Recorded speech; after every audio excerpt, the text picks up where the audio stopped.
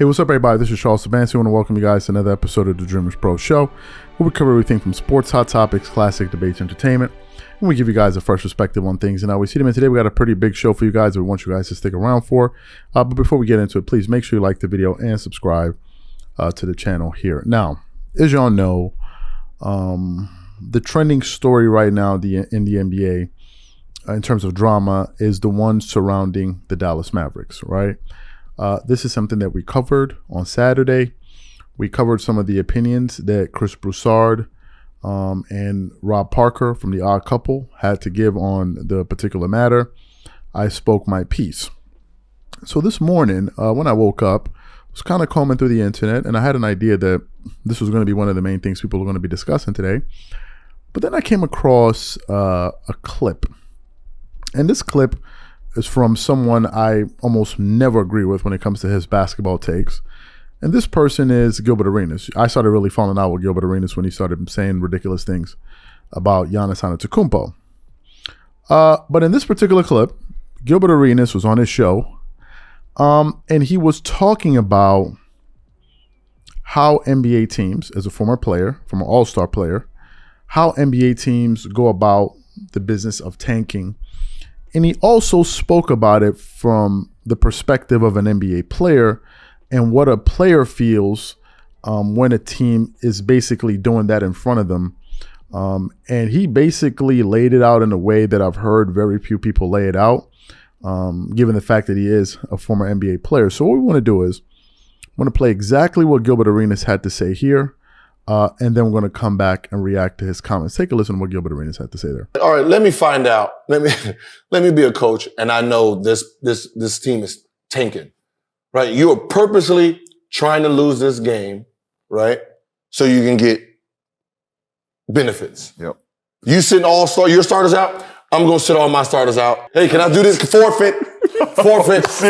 Yeah, you get the win. Yeah, you lost. Like what I'm saying is like, what are we doing here? Like, This is ridiculous. Yeah. So that's why I say we should not be trying to benefit the mindset of something like that. The mindset of you're consciously going into a situation, purposely doing it. How is this part of the game when you have sportsmanlike conduct rules where if I'm up 20 and you just shot on me and I come down and score, you want to fight me for trying to score when you just score on me. Yeah. We have that part of the game. That part. Right? We have, they're stat pattern.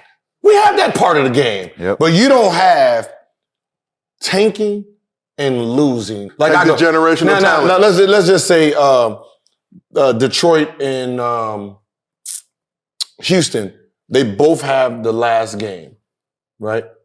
And then both teams decide we're going to sit all our players out. And you're going to reward.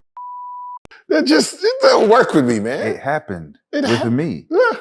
I was with Minnesota my rookie year, end of the year. They set KG down. I remember the game before I had 28.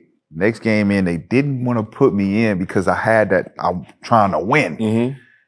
They was calling plays for Mad Dog to shoot threes.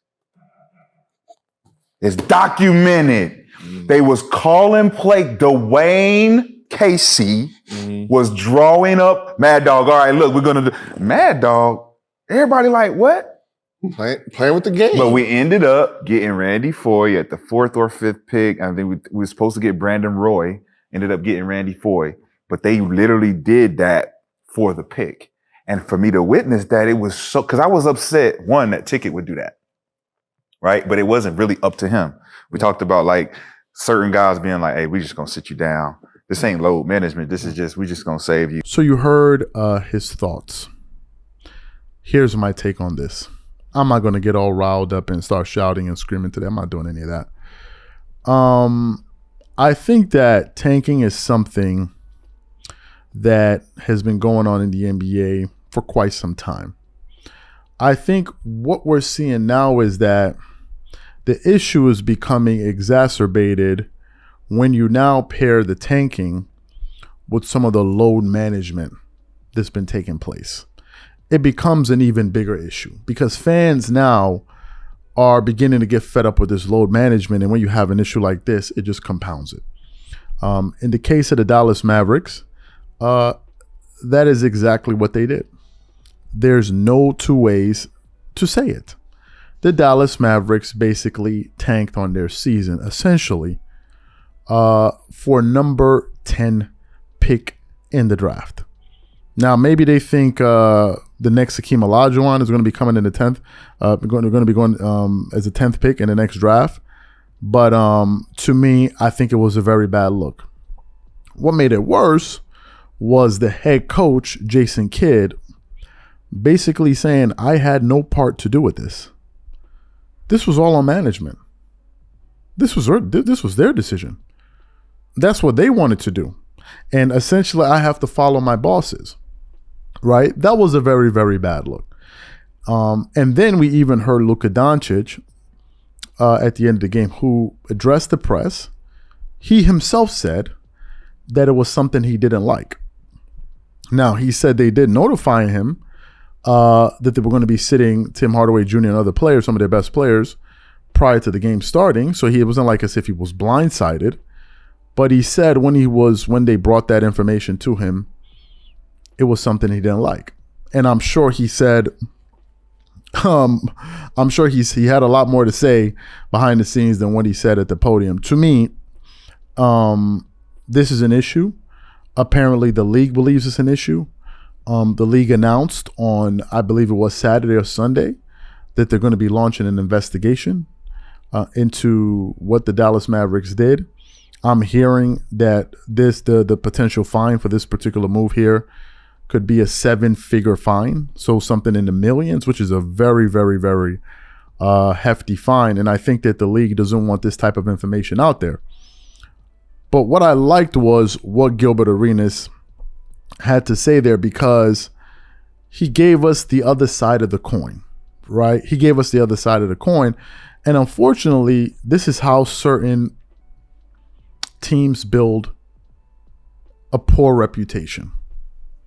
When players see this becomes the word about the team. Like, hey, man, this is what they're doing. This is what they're doing. Now, some teams have been able to get away with it to a certain extent. If we look at the Philadelphia 76ers with the process, because they were absolutely tanking the Philadelphia 76ers to get high picks. And ultimately those turned into or materialized into Joel Embiid, Ben Simmons, and others, but they never ended up actually winning the championship, which begs the next question. What's the ultimate strategy here? Are these championship moves they're making?